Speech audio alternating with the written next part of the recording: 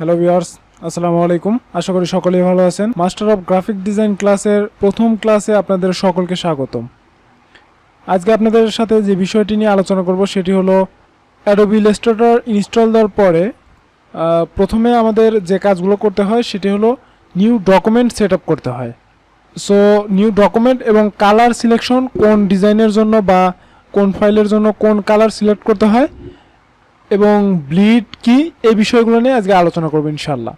তো প্রথমে আমি Ctrl+N অথবা যদি ফাইল ক্লিক করার পরে নিউতে ক্লিক করি তাহলে একটা নিউ ডকুমেন্ট পেজ এখানে শো করবে। আপনারা দেখতে পাচ্ছেন যে এইখানে আসলে এইটা যে ইন্টারফেস শো করতেছে এটা হচ্ছে ওল্ড মডেলের ইন্টারফেস। তো এইটা চেঞ্জ করার জন্য আমাকে যে কাজটি করতে হবে সেটি হলো Ctrl+K, যে এখানে দেখতে পাচ্ছেন যে use legacy file new interface, এইখান থেকে আমরা টিক মার্ক তুলে দেব এন্ড দেন ওকে প্রেস করব। তাহলে এখন যদি আমরা Ctrl+N প্রেস করে একটা ডকুমেন্ট ক্রিয়েট করি তাহলে আমরা এখানে দেখতে পারবো যে এখানে আমাদের আপডেট যে ভার্সনগুলো আছে এগুলোর মতোই শো করতেছে। এখন এখানে ইন্টারফেস শো করার পরে আমরা দেখতে পাচ্ছি যে রিসেন্ট যে অপশনগুলো শো করতেছে সেখানে হচ্ছে কাস্টম 1920x1080 পিক্সেল। এর মানে হলো রিসেন্ট সাধারণত আমি এই আর্টবোর্ডগুলো আমি এর আগে ক্রিয়েট করছিলাম, যার কারণে রিসেন্টে এগুলো শো করতেছে।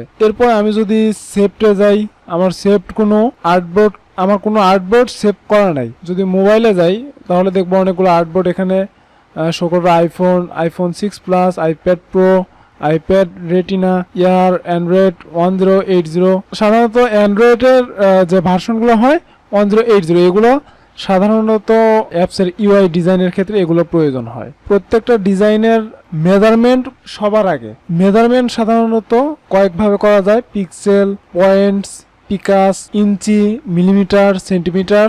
সো আপনি কোনটার মাধ্যমে মেজারমেন্ট করতে চাচ্ছেন এখান থেকে সেটা সিলেক্ট করতে পারবেন।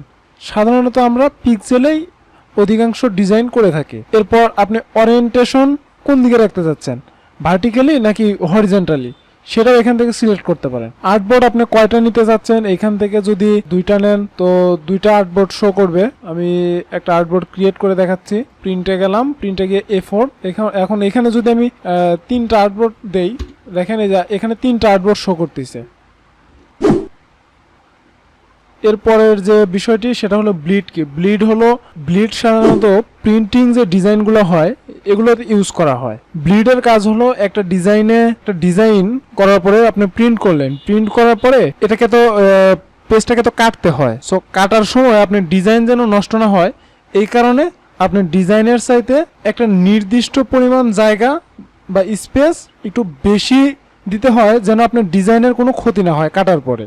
এটাকে বোঝানোর জন্য আমি সাধারণত এখান থেকে আমি ইঞ্চ করে দিলাম, এখানে ক্লিক করলে এগুলো হয়ে যাবে। কারণ দেখেন এখানেও একটা শিখার বিষয় আছে, সেটি হলো এইখানে আমি একটা ঘরে শুধু দিছি, একটা ঘরে শুধু ব্লিড দিছি।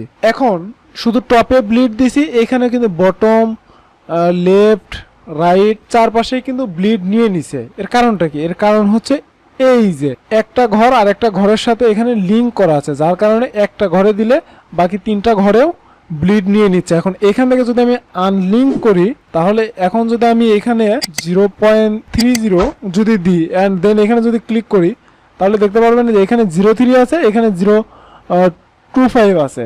সো লিঙ্কের কাজ হলো এইটা, 0.25 করে দিলাম।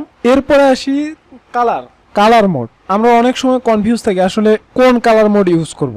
সাধারণত এখানে আমরা যে কালারগুলো দেখতে পারতেছি একটা হলো RGB কালার, একটা হলো CMYK কালার। RGBর মিনস হলো রেড, গ্রিন এবং ব্ল্যাক, তিনটা কালার। এবং CMYK এর মিনিং হলো সি তে সাইন, এম তে মির্জান্টে, ওয়াই তে ইয়েলো এবং কে তে ব্ল্যাক। তো কোন ডিজাইনের ক্ষেত্রে আমরা কোন কালার মোড ইউজ করব সেটা হলো আমরা যখন প্রিন্টিং এর কোনো কাজ করব, প্রিন্টিং ডিজাইন যখন করব, এই যে প্রিন্ট অ্যাসেটের ভিতরে যদি যাই, এখান থেকে যদি আমরা কোনো প্রিন্টিং কোনো কাজ করি তাহলে আমরা অবশ্যই CMYK কালার মোড ইউজ করব, কারণ এইটা হলো শুধুমাত্র প্রিন্টিং এর জন্য।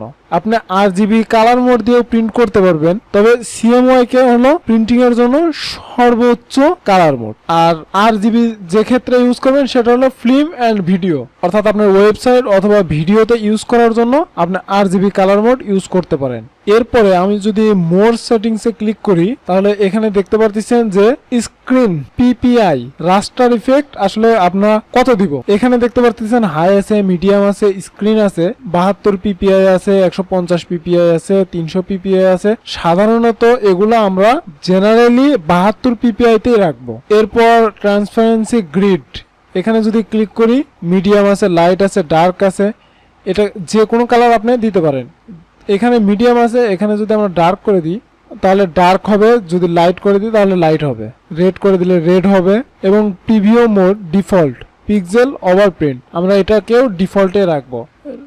ডিফল্টে রাখার পরে আমি যদি এখন ক্রিয়েট একটা ডকুমেন্ট ক্লিক করি, এই যে এখানে দেখতে পাচ্ছেন যে আমরা যে রেড দিয়েছিলাম যার কারণে এখানে রেড শো করতেছে। এরপর আমি যদি একটু জুম আউট করি, এই যে বাহিরের যে অংশগুলো দেখতে পাচ্ছেন এগুলো হলো আপনার ব্লিড, এগুলো হলো ব্লিড। এটা ভালোভাবে বোঝার জন্য আমি আরেকটা ডকুমেন্ট ক্রিয়েট করি প্রিন্টিং থেকে।